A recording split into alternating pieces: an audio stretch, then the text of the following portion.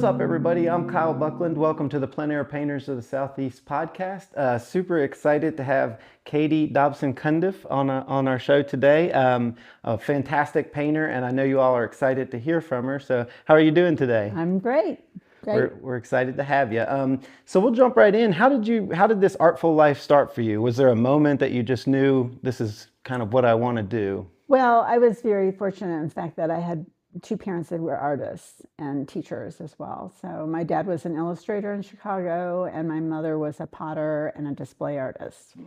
And so I used to sit and watch my dad paint from the time I was little, while he was painting every night. And to me, it was like magic. And then as I got a little older, I would look at his art books as he was painting and fell in love with Toulouse-Lautrec first, and wore that book out.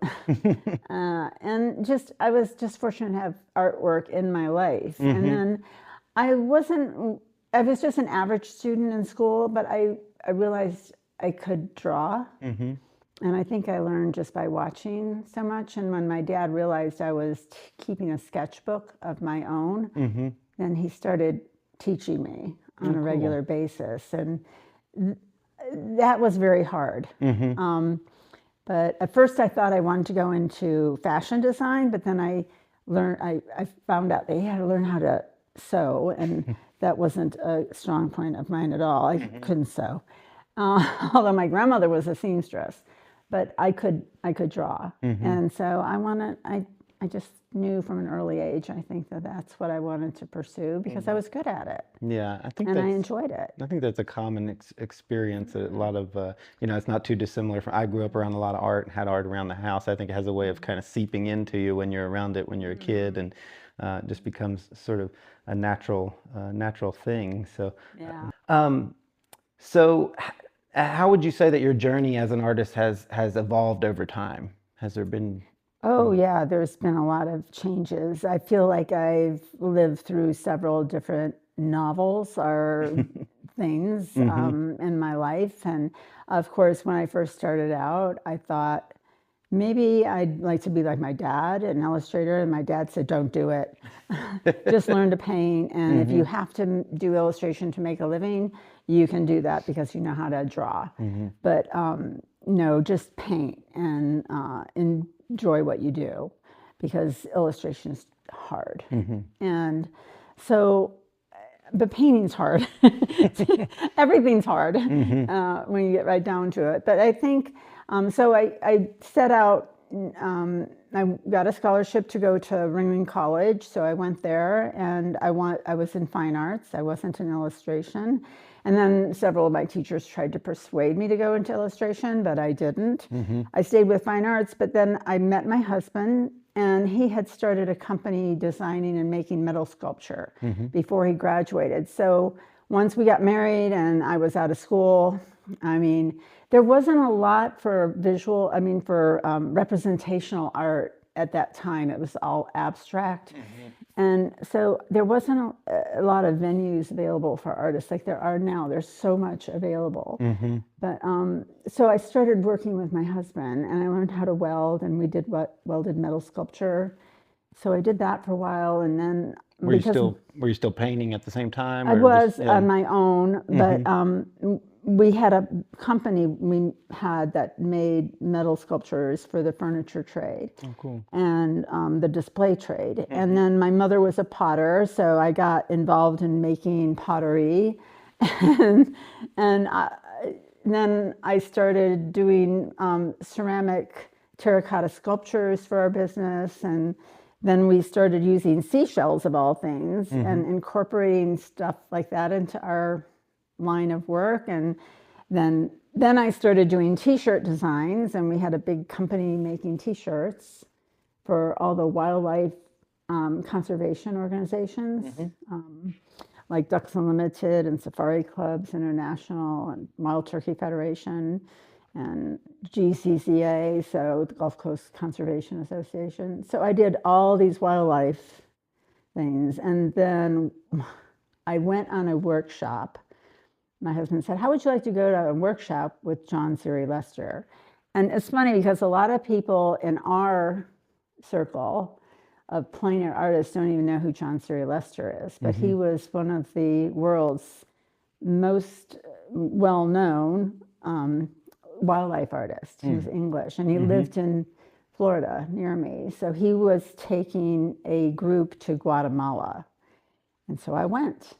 And at that time, I didn't really even have an easel. I sat on the ground in the forest and I was painting, and I thought, this reminds me about how I started out in art school, and I wanted to go back to that. So I came home, broke out my oil paints, and tried to get back into oil painting. And it took me a little while, I mean, because it was about 20 years that I hadn't picked up oil paints. But so you see, I've gone through a lot. So it's kind of an arc. Yeah, and then I started doing, and instead of the wildlife, I got invited to go with a friend to a plein air event.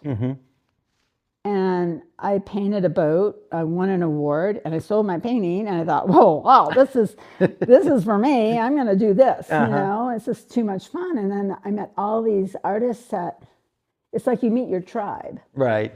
You know, and it's like, wow, everybody's into this, and I feel inspired now to do that. So that was in 2003, and I had just recuperated from some health issues, and so I had made this choice. I thought, you know, this is what I want to do.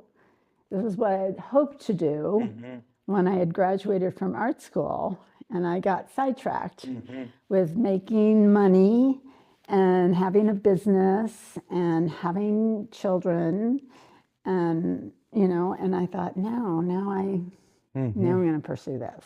That's cool. I think, you know, sometimes that calling, when you feel it and then, you know, real life comes along, sometimes you get, like you said, kind of shuffled here or shuffled there, but it's always back there kind of in the background, and at the right time it can come up, and you get to kind of get out. And so you might have touched on this next question a little bit there, but who or what has been the most influential forces on your artwork, would you say? Well, number one is my dad. And of course, my mom pushed me to do things like, you've got to get your degree.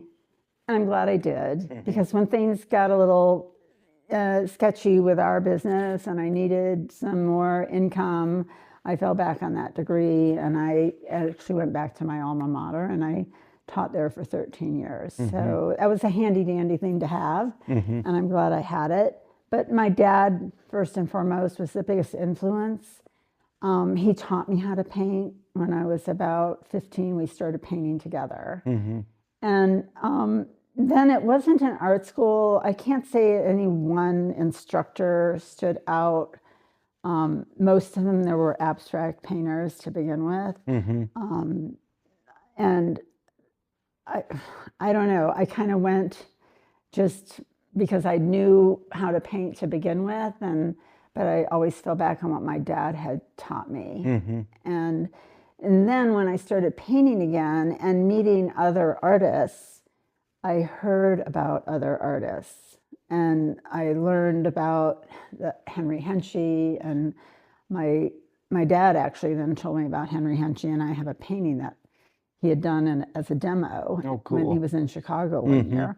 But then Sergei Bongart, and then just researching on my own, you know, of course, Sargent, everybody loves Sargent, but I think the Russian painters and the Impressionists, of course, have been the strongest. And going to museums with my dad, and I still go to museums to look at artwork, and I learned so much, you know, every year something new. Like I was never a fan of Monet until I went to a show of his in Chicago 2 years ago, and it's like, whoa, that's crazy. How could I not be a fan? You know? Yeah, I think that's so important. I always tell my students, I say, you know, go to the museums. I mean, I grew up hanging around the museums. It had such a big influence on me, and to stand in front of some of those paintings and they just take your breath away, and you go, I want to try to do that. It gets you fired up. You come out of the museum Absolutely. ready to paint. So that's really, I think that's a great answer. It's neat that you had that experience early on, and then that your dad was a big influence on you, and then to be able to come back to painting later in life. I think it's really really special.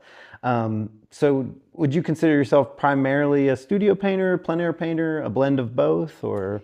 Well, I used to consider myself primarily a plein air painter. Now I've finally figured out how to apply some of that to studio paintings. I still can't, I don't like to paint from photos. I find that photos inhibit me, to paint what the photo looks like. And but if I'm out there painting something, and then I have that reference, and I have a photo to maybe get a scale of things, or something like that. I'd never use it for color or anything like that, but to maybe get the scale right. Like if you're putting a figure in, or an animal or something, you want to get the scale right. And but now I'm trying more to be a little more expressive when studio paintings. So I might start it with the plein air painting, and then put everything away and just paint from my heart. Yeah, I think there's a lot we can learn outside that we can bring back with us into the studio, and then vice versa. I think there are some things when you have the time and sort of the controlled environment of the studio, you can learn a little bit more about composition and things that you might not have the time to study when you're out trying to react. So, absolutely. yeah. And you can bring things, like you said, from the studio out to the field, and from the field into the studio. Like using a grid, for instance. And there's a lot of, I used to think, oh, you can't use any kind of tools like digital tools. But I don't think there's anything wrong with taking a photo out in the field and going into a program like Notanizer, and seeing it as a Notan, and then trying to do that as a Notan, or finding the design of it.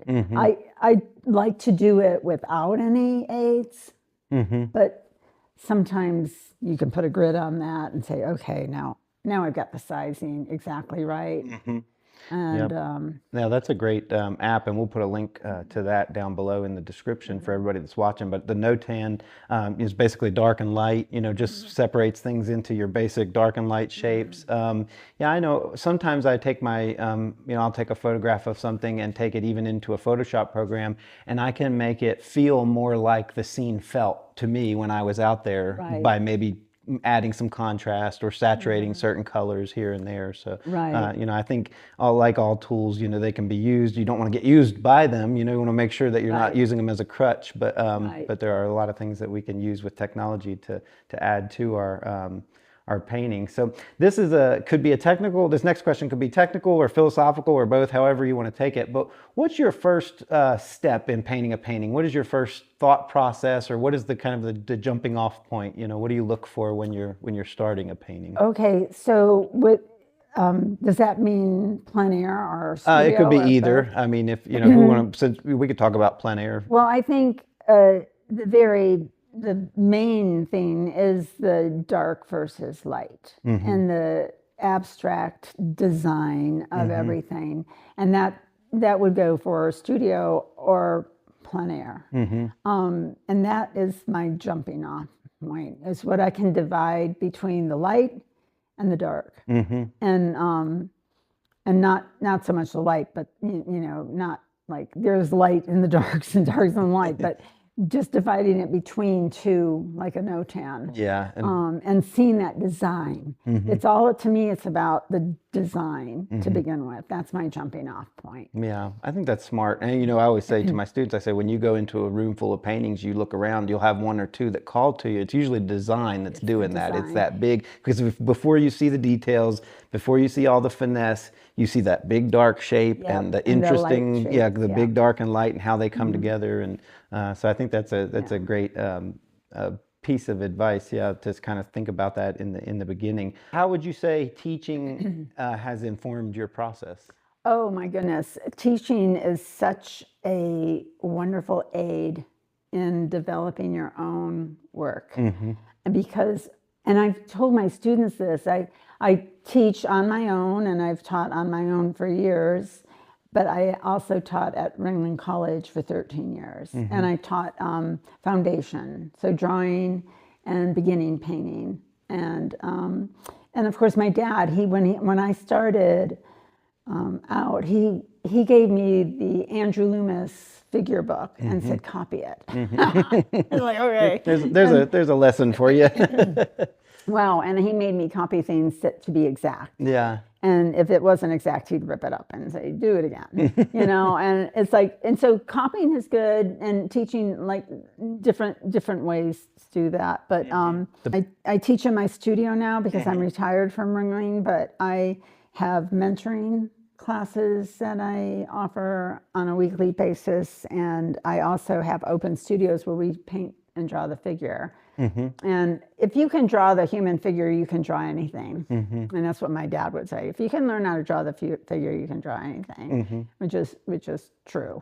It's because it's the hardest thing to draw. Yeah. I think Sargent said it's not that certain subjects are more difficult to draw than others. It's that certain subjects show poor drawing skills more readily than others. I thought, oh, that's true. Like a figure is definitely, if you can't get your drawing right, it's going to show when you go to draw, because we all know what a figure looks like. But I think, something about having to articulate things that we kind of do stuff set by second nature after a while, after painting for so long, and then you come into a class of beginners and you realize, oh, I have to back it up and really kind of explain the basics to them. And then it kind of re-cements that into our mind as teaching. Okay. Yeah, I think because as a teacher, I do the same thing. I'm thinking, wow, I've done this before, but not actually known why I did it. But now my students are going, well, why'd you do that? And I go, let me think about it. I'll tell you why I did that. And you're making so many fast decisions, but if you can explain to somebody else what you did, then you're basically re-informing yourself. And that's, I used to tell my students that. I said, go around and learn to critique not only your work, constantly be critiquing your own work as you're working, but also try to do that to other people. And just don't say, I like it or I don't like it, or, but look at something to say, what can make it better? Right. And, a lot of times people will say, well, how do you know you're finished? And I said, when you can't make any improvements to it, then you're finished. Stop making a mark on something if it's not going to improve it. If you're not going to change it to make it better, or sometimes you might change it and it doesn't make it better, so you have to take it out and go back. But when you're constantly informing yourself when you're teaching, so it's a huge aid in getting better yourself. I would agree with that. Reason. Yeah. So now I'm going to put you on the spot here. If you could just teach one concept to a student, what might that be? Paint big shapes. Big shapes. Yeah. Big shapes. Forget the little stuff. Like Carlson said. Yeah. Paint the tree before the leaves. Right. Paint the watermelon before the seeds. Paint the dog before the fleas. Just stick with the big shapes. Yeah, I think that's great advice. It's like you wouldn't give a toddler a 500-piece puzzle. Right. So why would you give a beginning student say, paint all the detail? And it's funny because that's exactly what their brain naturally tries to get them to do. They want to put in all the detail before they put the big shapes in, and it's so important. It's learn to edit. Right. Yeah. And learn to edit, because when you look at all the great work, there is so much unpainted. So I always used to say, the more you know, the less you paint. Meaning, the less stuff you paint, the fewer strokes you paint. So you don't put down as many strokes. You try to do a tree in one big stroke, Yeah, I think it was Charles Mavalli said, every time I think I got to put something in a painting, I need to take something out of it. Yeah. So, that's true. It's difficult. It's being complex can be easy, and being simple can be complex sometimes. have you ever had a period of time where you felt like, okay, I'm kind of having an artist block? Maybe there was like you had to, and was there anything, what was it that you did to overcome that? Well, I think, sometimes I think every day I have an artist block. I don't know, every time I pick up a brush. Yeah. And it's a scary thing sometimes to look at a blank canvas and to think, okay, what if I mess this up? It's a fear of failure, but what people don't realize is your failures that teach you, and you learn by failing. We don't learn by our successes. Right. We enjoy our successes, but we don't learn by them. Right. We only learn by doing things wrong and then trying not to do that again. But so. Yeah, sometimes it's just finding that, that there's something that speaks to you. Like if you're, I always tell my students too, like if you're in a rut, if you're feeling what call artist block, like maybe go and don't paint for a little while. Yes. And then, because I think it was Andrew Wyeth said, I do more painting when I'm not painting. It's true. So you go out and kind of collect some stories or some inspiration, right? I paint all the time. Right. And I told my students that. I said, you need to start thinking like an artist and seeing like an artist, and you need to paint all of it. I paint when I'm driving. And that's a big problem sometimes. When my kids were little and they'd be in the car, they say, Mom, where are we going? And I said, home. And they said, you passed it. And I go, oh my God. But it's the golden hour. Did you see the light out there in the field? And it's like, I'm always painting. I like to garden. And it's like, when I'm gardening, I'm painting. When I'm cooking, I'm painting. I'm looking at stuff and I'm constantly seeing how I might paint something. So that's true. I paint all the time in my head. Yep. Now here's an interesting question. Would you say that art is for the artist, for the audience, or for both? Oh, I would say primarily for the artist. And I think the reward is having somebody else feel an emotion or get an emotional response to your painting. So much so that they are willing to part with their hard-earned dollars to buy it. Yeah, that is. And so I would say primarily for the artist. I think it's a great answer. I think, I was reading a book called The Creative Act, A Way of Being by Rick Rubin, who's a music producer, but he wrote this wonderful book all about creativity that could be applied to any different area of creativity. And he said, when you're in the process of making the art, you be the audience. Make the art that moves you. You shouldn't be considering who's going to like it, if it'll win a prize, if it'll sell in that moment. Now, after it's created, then you can market it, then it can be for whoever. And if somebody else wants to experience it, they might experience it differently than you experience it, but their experience is just as valid as yours. That's right. But I think what you said is really important, that in that primarily it has to be for you first, and it has to be something that you love. And for example, when I was younger, I was reading all these art books, and I was trying to learn as much as I could about. I started painting when I was real young. My father is an artist too, and grew up around. He taught me how to stretch a canvas when I was like 12, and but when I was about 15, I started reading all these art books, and I got all these technical books about how to paint. And I was learning about mixing colors, and somebody said, "Oh, you need to get The Art Spirit by Robert Henri." So I read that book, and I thought, this is a book about. I said, this isn't a painting book. This is more a book about getting to know yourself. And I thought, what does that have to do with painting?